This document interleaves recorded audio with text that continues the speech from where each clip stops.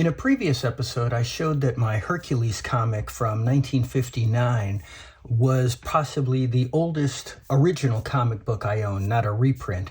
I found an older one. Take a look at Major Inapak, The Space Ace. This is from 1951. It was actually published in November 30th of 1950, but you know how they put cover dates on in the future so that it stays on the rack? This doesn't actually have a cover date, but it does inside have produced and copyrighted. So it was copyrighted in 51. So this was a giveaway comic promoting Inapak chocolate powder, which is like an Ovaltine type of drink. The thing is, Inapak never actually existed. So this is kind of strange. It's from a company called Magazine Enterprises, which is a comic book company that lasted from 1943 to 1958. They published the original Ghost Rider, Siegel and Schuster's next character they created after Superman called Funny Man, and Frank Frazetta's Thunder, King of the Congo. So this is written by Gardner Fox, who wrote over 4,000 comic stories. He's the co-creator of The Flash, Hawkman, the Justice Society. He also introduced the concept of the multiverse with the 1961 story Flash of Two Worlds. And he also created Batman's utility belt and Batarang. This is drawn by Bob Powell. He was raised in Buffalo, New York, like my family, including myself. And he co-created Cave Girl with Gardner Fox, which was featured in the Thunder comics. Now, if you showed me this guy right here, and said this was drawn by Todd McFarlane in 1987, 1988, I would believe you. But this is actually 1950. I really like all of the art by Bob Powell, but I couldn't find anything that he did in his career that was significant. Now, let me show you something. Here on the cover, I don't know if you can see this, but it has the capital letters Inapak spelled backwards, and it looks like it's seeping through the cover from this side, but it's not. It's only on this cover, on the outside. I don't know if I'm going to be able to get the glare correct so you can see it, but it's on the cover of all scanned copies I've been able to see online. So I don't know what that's about. Now, here in the comic, they talk about how it's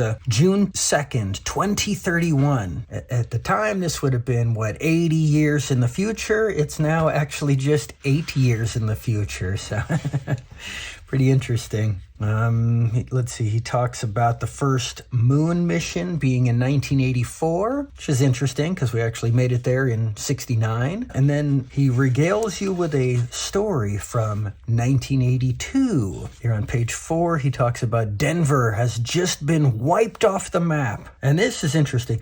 Major Inapak, to board the rocket, he climbs up a ladder right into where the rocket blast comes out. What in the world? Is he crawling into a fuel tank? Is he crawling into an engine? I don't know. But he's doing it 10 seconds before it launches. He's climbing right inside the rocket. Is he supposed to get up into the nose cone?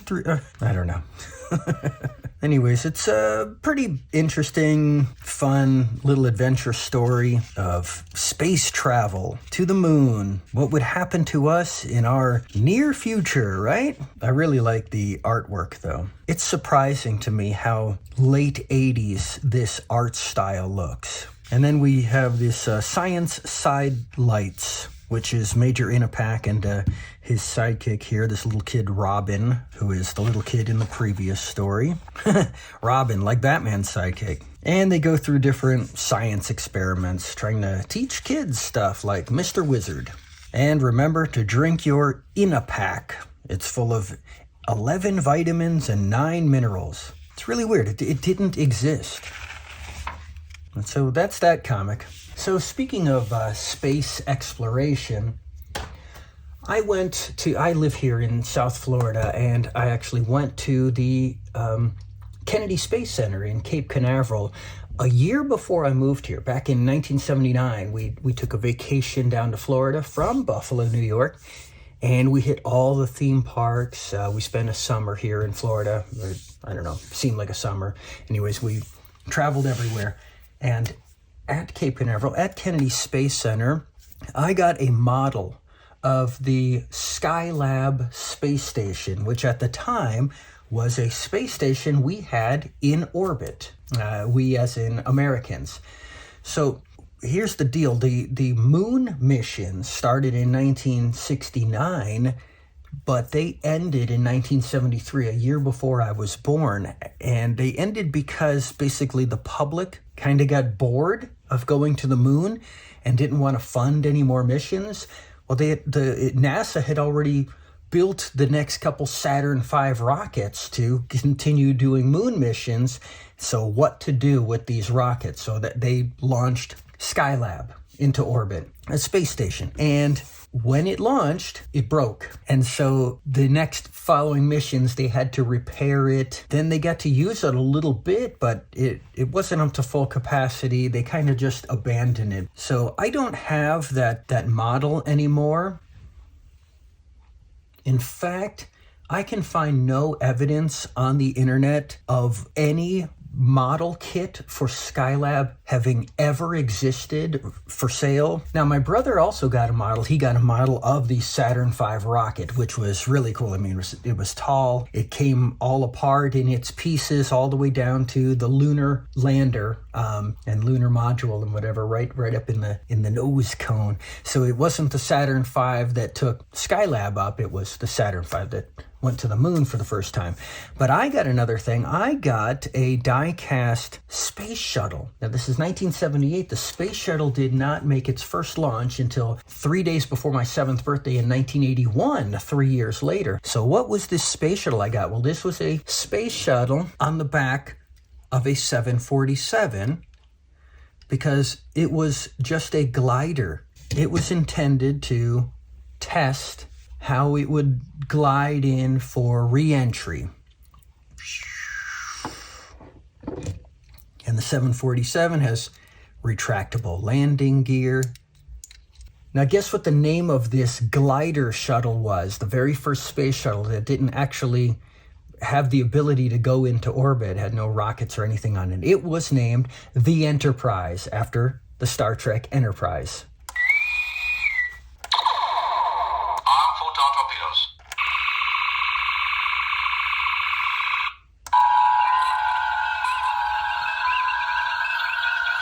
Okay, enough of that. Now, a year later in 1979, Skylab crashed to Earth. Now, believe it or not, Skylab was not the first space station. That goes to Salyut, put up by the Soviet Union in 1971.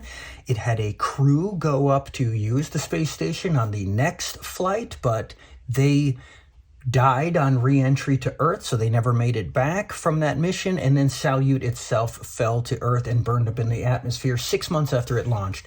It wouldn't be until 1986 till another space station went up, also from Russia. This was the Mir space station, and then it would be all the way till 2001 till the International Space Station went up, and then 2021 when China put up a space station. I think it's called the Tiangong. So those are the stations in space. Now, when I was a kid and, we went to the Space Center and this and that, I think it was propelled by my dad's interest in space, because in 1980, he got the book by Carl Sagan, Cosmos, and we watched the 13-episode series on PBS, which I just watched again, but I watched the updated version where in 1990, Carl Sagan came back and he made little interview clips to update you at the end of each episode of the progress that had been made. And then one of Carl Sagan's students at the time was Dr. Neil deGrasse Tyson, and he went on to, in association with Carl Sagan's widow, bring back the Cosmos series for 3 more seasons, and I've watched all of those, which are really great. So, but then my dad took astronomy classes at our local community college in 1983, and that same year, I was in 4th grade.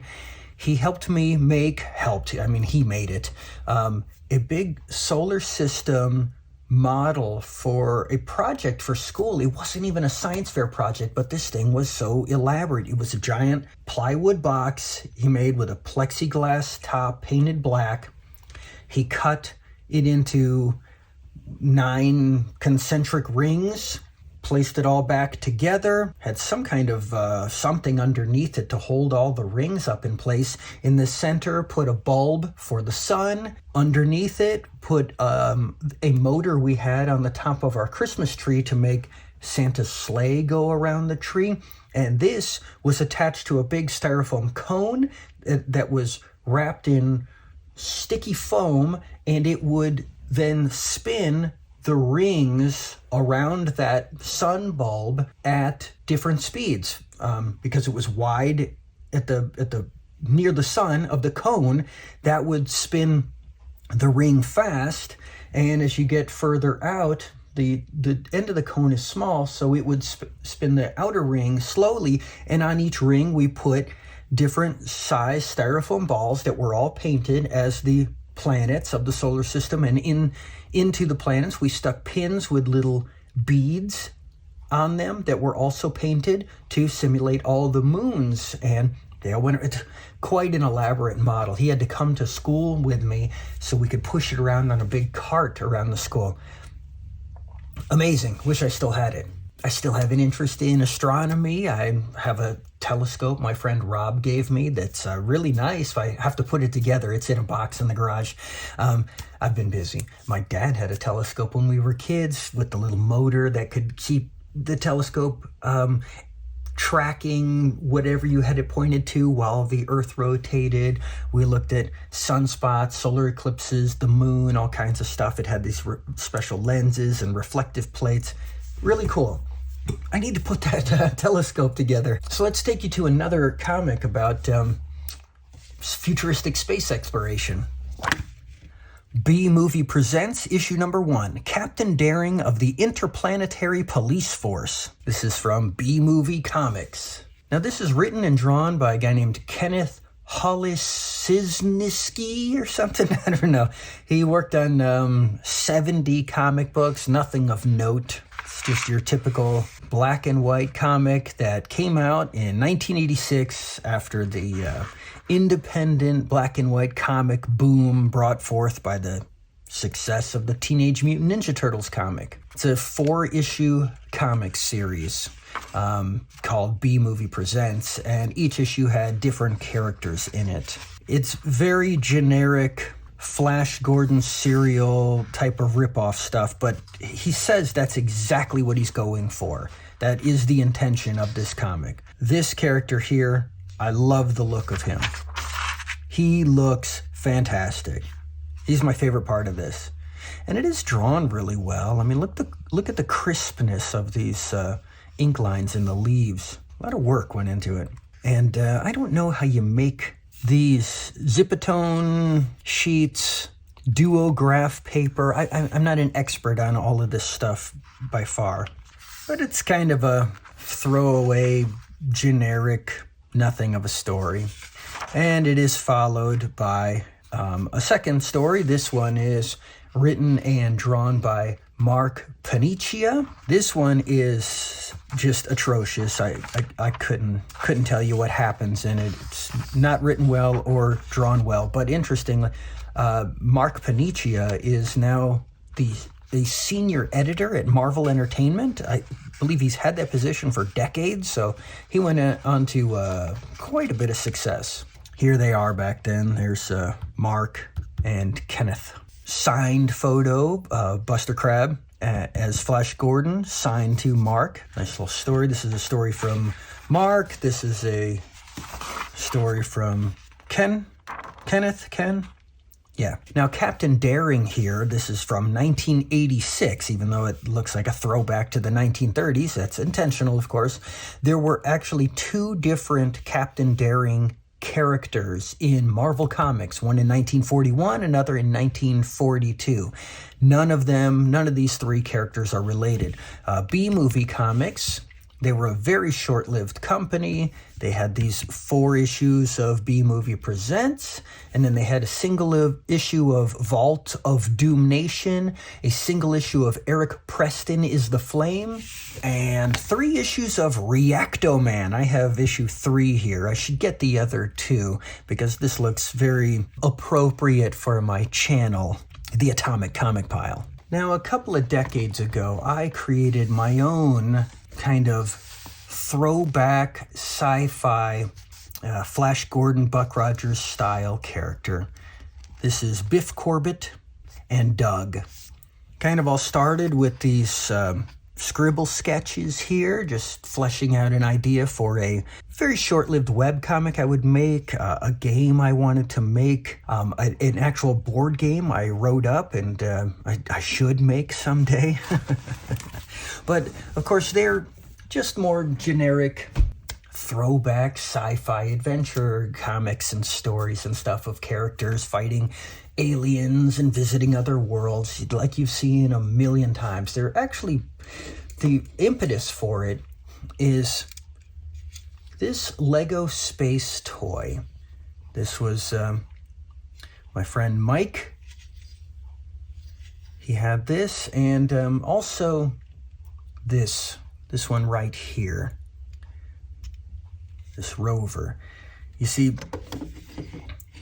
we would play Lego Space with these, and we were always trying to, these were our characters. Well, I don't remember, I don't even think I had a name for whatever astronaut I was using. I just remember Mike said, my character's name is Doug, and for whatever reason I thought, that's the coolest name ever. I want to be named Doug, so we would just both name our characters Doug.